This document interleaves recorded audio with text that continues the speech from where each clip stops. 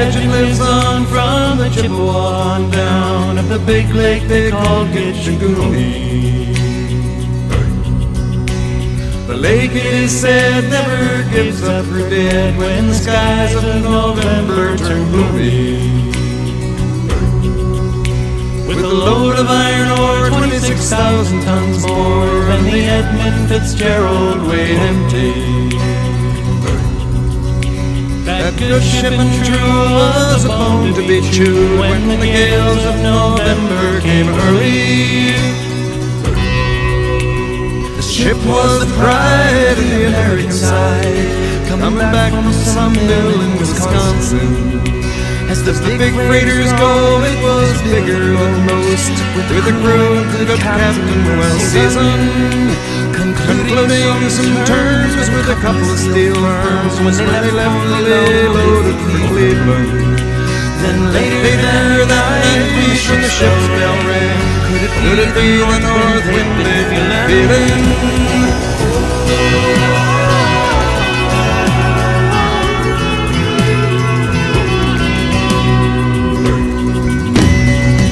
And the wires made a tattletale sound, and the wave broke over the railing.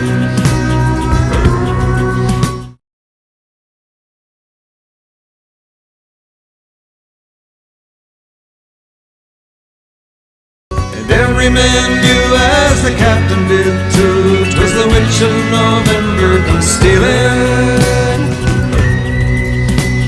The dawn came late and the breakfast had to wait when the gales of November came slashing. When afternoon came, it was freezing rain in the face of a hurricane west wind.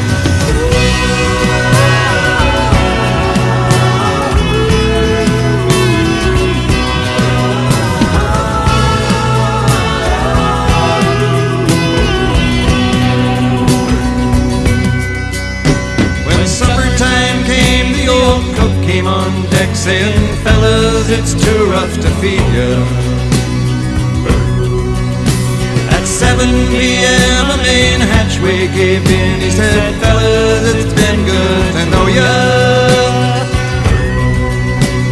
The captain wired in, he had water coming in, and the good ship and crew was in peril. And later that night, when his lights went out of sight, came the wreck of the Edmund Fitzgerald.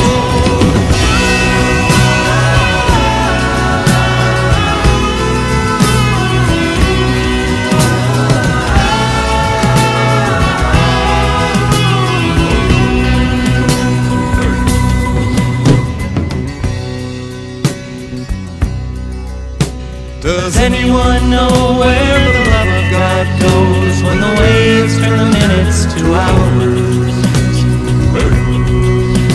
The searchers all say they'd have made Whitefish Bay if they'd put 15 more miles behind her.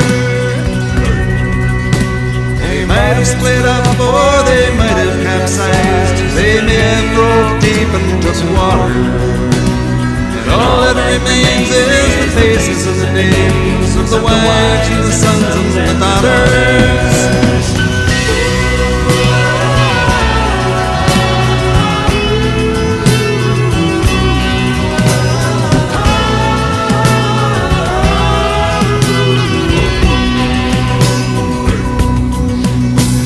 Lake Huron rolls, Superior sings in the rooms of her ice water mansion. Old Michigan steams like a young man's dreams. The islands and bays are for sportsmen. And farther below, Lake Ontario takes in what Lake Erie can send her.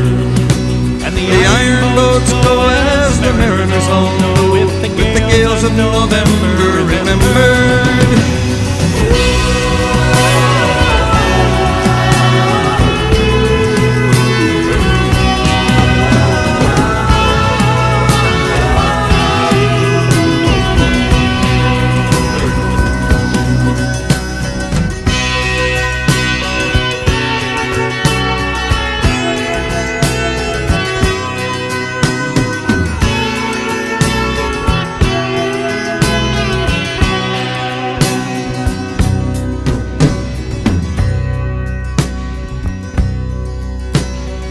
musty old hall in Detroit they prayed in the Maritime Sailors Cathedral.